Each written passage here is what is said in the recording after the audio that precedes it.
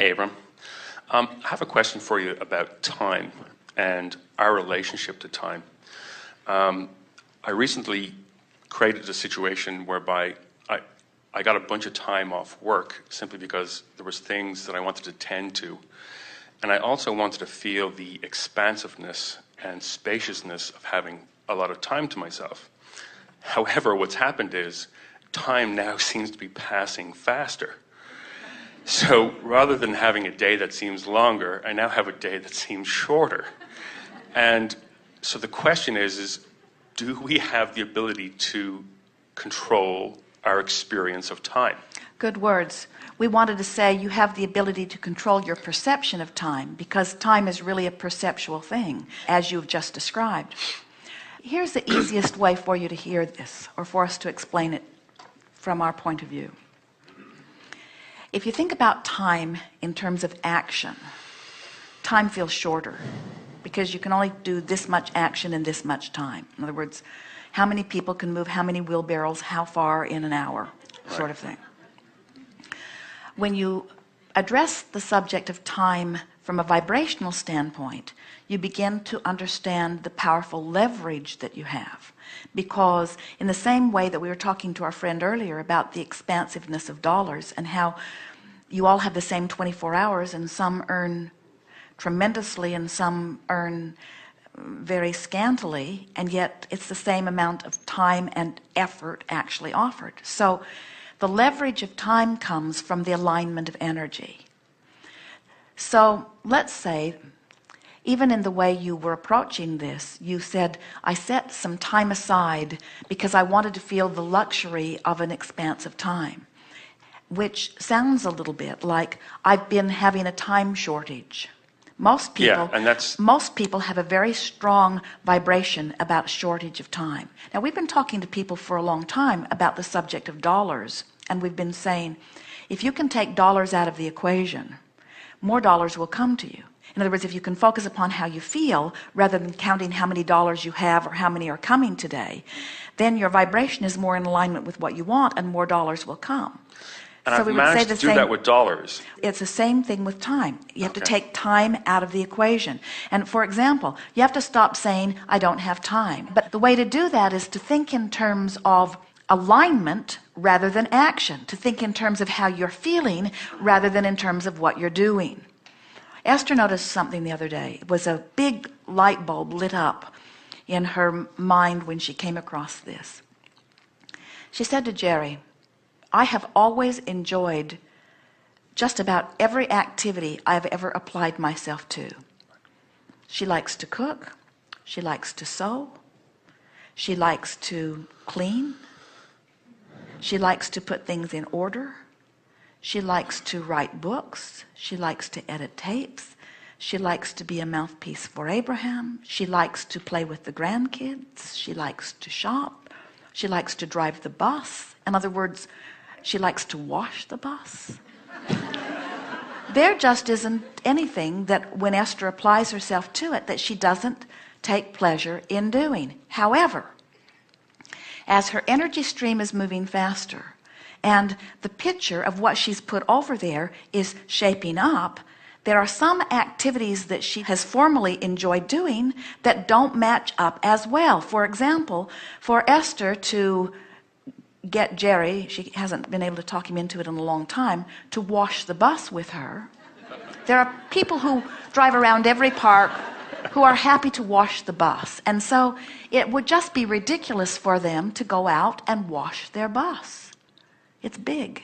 As Esther applies herself in that sort of behavior, she can feel that it's off because the call of source is calling her in other directions. In other words, she's much happier writing a book than washing the bus, even though it's the same amount of action that's being offered, because writing the book is a better match to the things that are in her vibrational escrow now than washing the bus. You get a sense of it? Okay. Washing the bus is not wrong and writing the book not righter.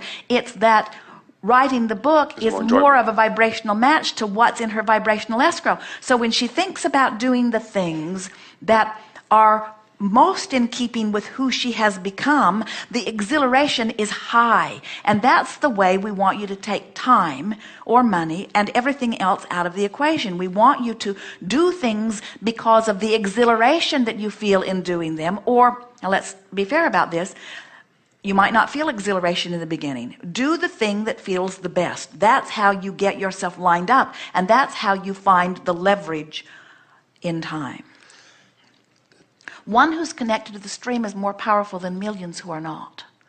I understand that, yeah. So if you take the time to do the big thing of aligning, it's like a big wheel, and here's this hub in the center of the wheel, and you're just turning it a little bit, but it's turning the wheel really far out there on the edges. So as you're dealing with the energy alignment, you are facilitating yourself in terms of action in a very powerful way. It's huge, huge leverage. But when you don't take the time to line up your energy, then you're out there on the raw and ragged edge, and now you're depending on the paltry benefit that action can give you. And we want you to understand the benefit that action only can give you is paltry. You never intended to create your world through action. You intended to enjoy through action what you had created through thought. That was big. Did you get it? So Okay. big.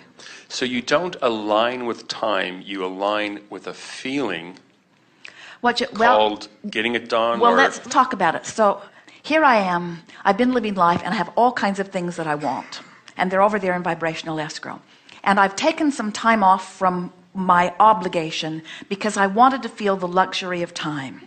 And when I was thinking about that, that felt very downstream. Oh, I have all of this wonderful time that's unscheduled out there before me. So it's a downstream thought. But today I've noticed that time is really going by, and I haven't really gotten to do so many of the things that I wanted to do. That's an upstream thought. So you just went contrary to your intention relative to time. So then you say, but there's still plenty of time left, and I'm happy that I've taken this hiatus, and it feels good to sort of get a handle on things, and it feels good to be unscheduled because, oh, how I hate to be scheduled. And now you're back upstream again.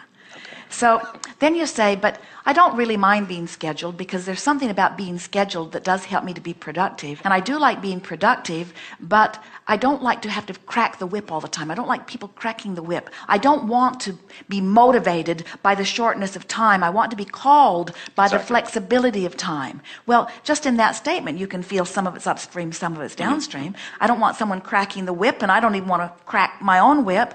I want to feel the power of the universe assisting me. So then look into your experience. Esther said to Jerry during segment of lunch, they were feeling such appreciation for this group, these wonderful videographers who do so much more than take these pictures, and the wonderful girls that set up the room and get everything ready. It's a very small team that are so well connected and so knowing what they're doing that Jerry and Esther are bowled over by what these four people achieved.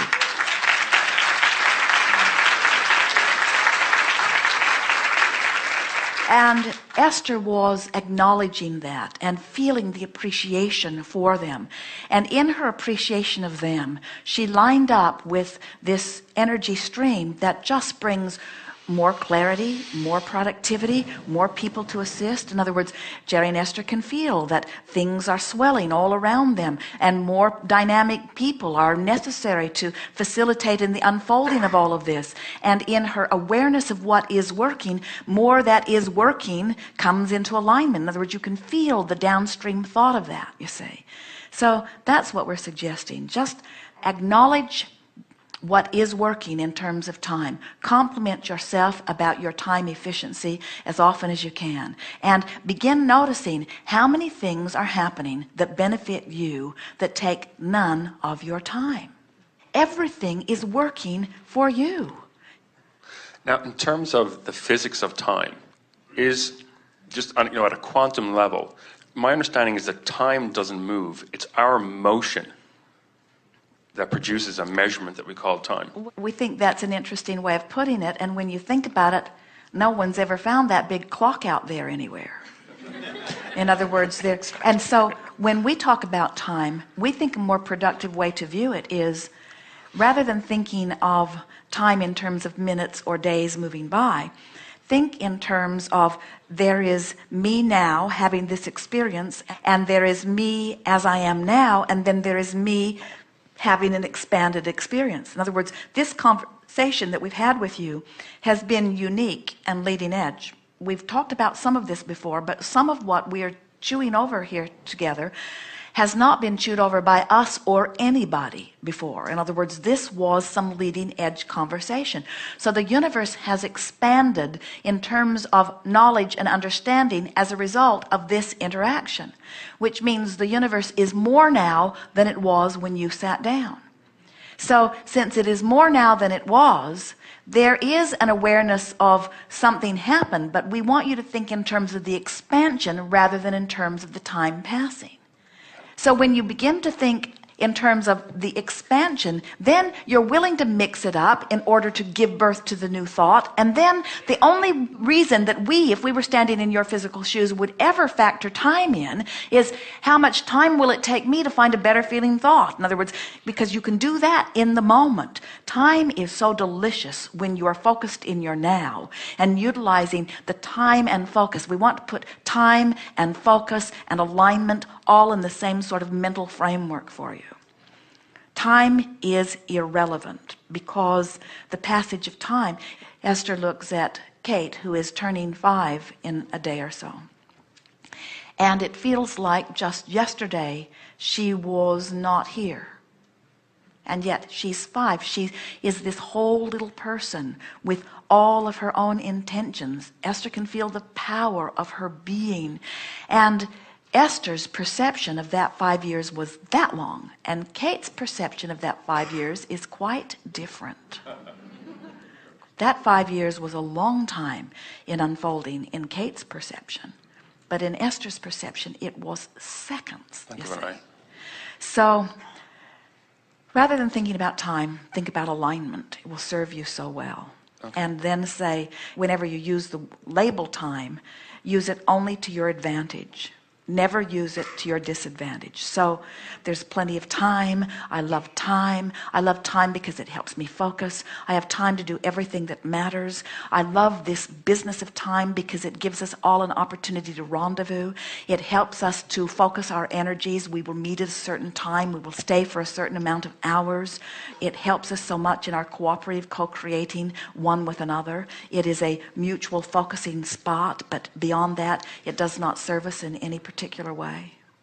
We are powerful creators, and the universe is responding to our thought, and I can spend the same amount of time thinking about what I do want or the same amount of time thinking about what I don't want, but when I spend time thinking about what I do want, I line up with my vibrational escrow, and the universal forces come into play, and things begin to happen quickly because, oh, here it is. The time that we want you to feel the power and speed of this stream that is calling you toward everything that you're wanting.